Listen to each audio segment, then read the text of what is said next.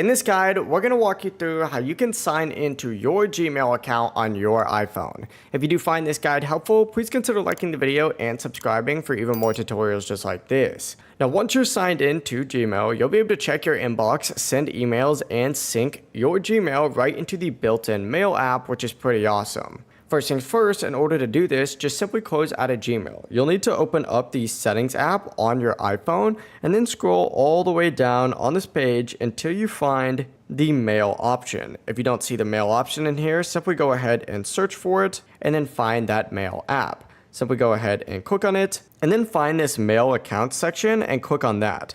Simply hit add account, and from here you can go ahead and select Google since Gmail is a Google service.